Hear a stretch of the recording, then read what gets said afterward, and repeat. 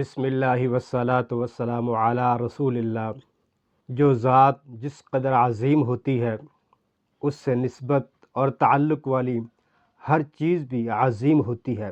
قرآن کریم جو رب تعالیٰ کی کتاب ہے، جس طرح رب تعالیٰ کی ذات عظیم ہے، اسی طرح یہ قرآن کریم اور آخری نوشتہ ہدایت بھی تمام دیگر کتابوں میں سے عظیم، افضل اور برتر ہے۔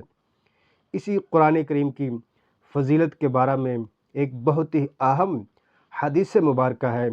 رسول اللہ صلی اللہ علیہ وسلم نے فرمایا، خیرکم من تعلم القرآن وعلمہ، تم میں سے بہترین وہ ہے جو قرآن کریم کی تعلیم حاصل کرے اور آگے دوسروں کو بھی اس کی تعلیم دے۔ یقیناً قرآن کریم سے کسی طرح کے بھی تعلق خیر و برکت اور اجر و ثواب کا ذریعہ ہے۔ اس حدیث مبارکہ میں قرآن کی، اہل قرآن کی فضیلت، شان، عظمت اور اجر و ثواب کا تذکرہ ہے، لیکن اس کے ساتھ ساتھ ایک اہم چیز جس کی طرف توجہ دلانا مقصود ہے۔ یہ حدیث مبارکہ صرف اجر و ثواب اور فضیلت کے متعلق نہیں ہے، اس میں دعوت فکر بھی ہے، اس میں ترغیب بھی ہے، اس میں تنبیہ بھی ہے، اور اس میں اور بھی بہت کچھ ہے۔ اس حدیث مبارکہ کا یہ بھی مطلب ہے کہ جس انسان کا، جس معاشرے کا، جس خاندان کا، جس ریاست کا قرآن کریم سے جس قدر تعلق مضبوط ہوتا ہے، فکری طور پر، عملی طور پر، نظریاتی طور پر، اسی قدر وہ معاشرہ، وہ افراد، وہ خاندان عزت، وقار، احترام کے حامل ہوتے ہیں۔ انفرادی زندگی میں، اجتماعی زندگی میں، ریاستی سطح پر، ملکی سطح پر، عالمی سطح پر جہاں قرآن کا نفاذ ہوگا، عمل و کردار میں، معیشت، معاشرت میں، اخلاق و آداب میں، دعوت و جہاد میں اور سیاست میں، یعنی جس شعبے کا بھی تعلق قرآن کریم سے جس قدر مضبوط ہوگا، اسی قدر اللہ تعالیٰ اس میں رفعت، بلندی اور عزت وقار عطا فرمائے گا۔ تو اس کی مثال ہم عہد نبوی سے لے لیتے ہیں۔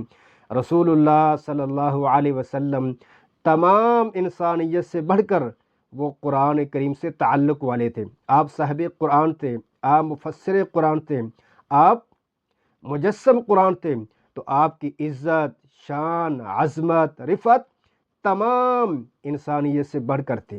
قرآن کریم جس شہر میں نازل ہوا، مکہ مکرمہ اور مدینہ منورہ، وہ شہر دنیا جہاں کے تمام شہروں سے بڑھ کر احترام اور فضیلت والے ہیں۔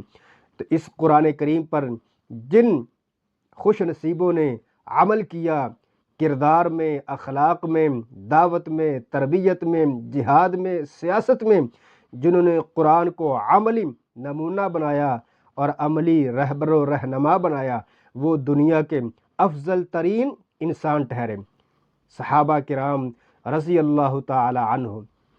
تو اسلام کی بلندی، اہل اسلام کی شان و عظمت اسی میں ہے کہ وہ قرآن سے اپنے رشتے کو مضبوط کریں، قرآن سے اپنے تعلق کو شاندار کریں۔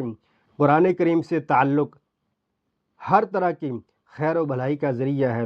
جس کا قرآن سے تعلق ہوتا ہے اس کا اخلاق بھی بہتر ہوتا ہے، جس کا قرآن سے تعلق ہوتا ہے اس کا کردار بھی مثالی ہوتا ہے، جس کا قرآن سے تعلق ہوتا ہے اس کے معاشی معاملات بھی مثالی ہوتے ہیں، جس کا قرآن سے تعلق ہوتا ہے وہ سیاست میں بھی اعلیٰ اخلاق و کردار کا حامل ہوتا ہے۔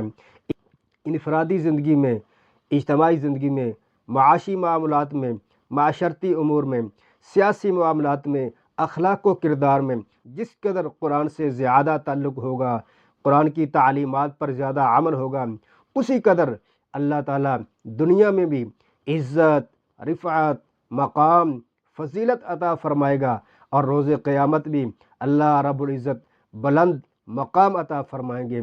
تو مدینہ کی اولین ریاست جہاں پر قرآن کریم کا عملی طور پر مکمل نفاذ تھا، اس میں امن دیکھیں، اس میں سکون دیکھیں، اس میں لوگوں کے حقوق دیکھیں، اس میں ادب و احترام دیکھیں، اس میں رب تعالیٰ سے تعلق دیکھیں، اس میں فکر آخرت دیکھیں، اس میں اللہ کا خوف دیکھیں۔